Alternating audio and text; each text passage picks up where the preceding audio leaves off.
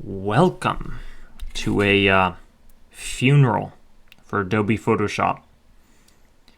I am replacing all Adobe products, obviously, because why not? With my own homegrown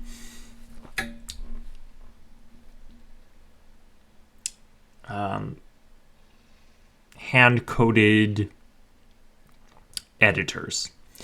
Now, that may be a little bit ambitious, so let's dial this down to something that's a little bit more tangible.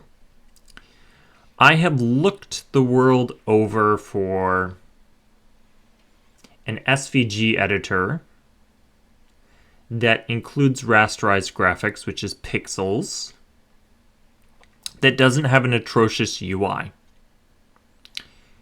Inkscape is probably the most famous SVG-specific editor in terms of open source. And it's kind of atrocious.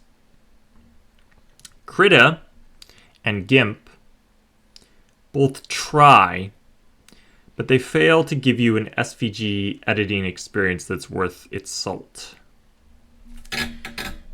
I've been working for a long time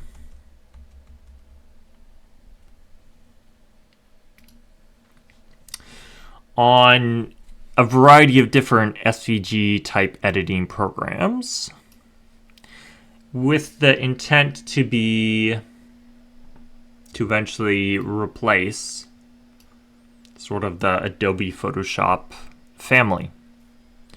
But I need to be practical as I'm a one person who can only do so much. So I've decided to focus on SVG because years ago I was interested in creating fonts. And I did in C# a bunch of font editing code, which is heavily SVG. And I've since converted that over to JavaScript. Now, the reason why I converted it over to JavaScript is because you can run it in a browser, and I like that aspect. So you could see here that I can make a circle. Sort of. and edit the weights and the controls of this curve. And I can sort of turn it into a its own little thing. However, it's obviously very, very bare bones. It needs a lot.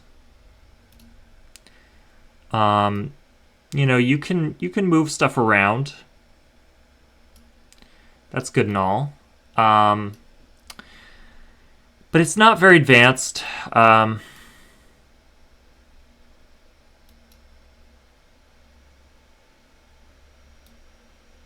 Needs a lot of work. But I kind of was thinking about what should my next project be. And I was thinking about the types of software available and whether or not we have options. And it seems like Adobe Photoshop is sort of monopoly. Windows, there are options, not very many good options. There's always Macintosh.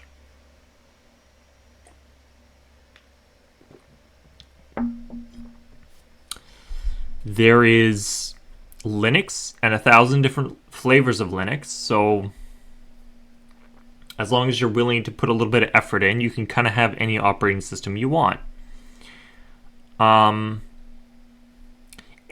if I was to build an operating system, which I'm capable of, I mean, the Pong game was an operating system. Technically, it could run on hardware if you had the right hardware and you put the effort in.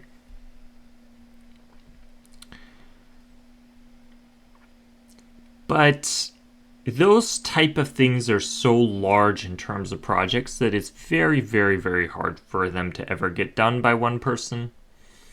But an SVG editor shouldn't be that hard. I already have one working. You know?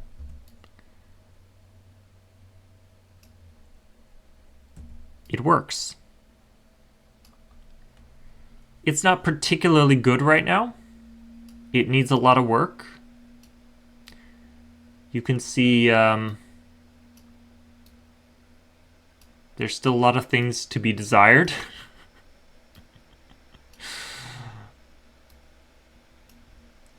But it's 100% doable. And so I said, okay, why don't you just do the thing that you know you're capable of doing? That'll make a lot of people's lives easier. That will give alternatives to a lot of people who don't want to pay a subscription for Adobe. And work from there. I would anticipate that if this type of thing is a desirable commodity, that I would be able to get enough feedback to know how far to take it. I intend, over a period of time, which I don't know how long that will be, it'll take a while, to build a complete SVG editor and to add rasterization in there and rendering it out as a PNG or rendering it out as SVG, regardless. And I use this sort of thing. I would use this sort of thing. I already do use it. When it comes to drawing things, sometimes you want a smooth line. Sometimes you don't want the pixelization. Sometimes you just want it to be its own complete, smooth curve.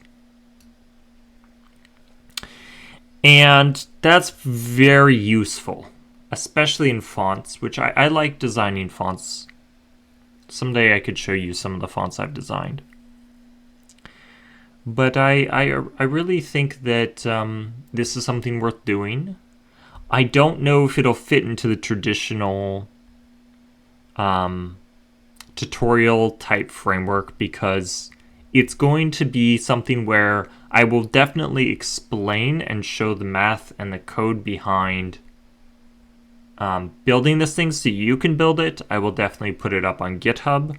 I have not decided on the licensing yet because MIT may be too permissive. I may look into something like, I think it's called GPL. And there's another GNU, and then there's the Apache license. I think those are the ones that I was looking at. Or I may write my own. I definitely believe this thing should be free and open source to people who are not commercial entities. Meaning, if you are not using this for commercial purposes, you should definitely have access to it. And also, if you're using it for commercial purposes but are not making money off of it, or at least not an enormous amount, then obviously you should have it for free. I think I want to set the threshold at like 250,000. So I want to edit the MIT licensing agreement to say it's not free and open source. It's open source, but not free after a certain amount of profit that a company or an individual is making off of it. We'll see what that ends up being. I'm just sort of spitballing here. I'm telling you exactly what I'm thinking. But I do intend to have a complete SVG editor that does not require a subscription. It does not require a purchase. It does not require these things. And that it actually works. And the user interface hopefully will be not atrocious. There are some improvements I need to make on it. But yeah. That's sort of my hope. And I just wanted to sort of put this out there as something I'm working on. And the future videos that come out will probably be something along the lines of, here is what I did and here's how I did it. I don't know if I'm going to go in depth as a tutorial because we saw how long it took to actually build Pong in the tutorial form because you have to explain every line of code that you're doing. So I sort of intend to make this more of like, if you watch it, you will understand how to build it, but a lot of the building will be done in the background, but the code will be open source, and I will explain it. So I thought I would just put this up here and just see what people's thoughts are on it. I don't know. Do you like the idea of replacing Adobe Photoshop with something that's free and open source? Let me know.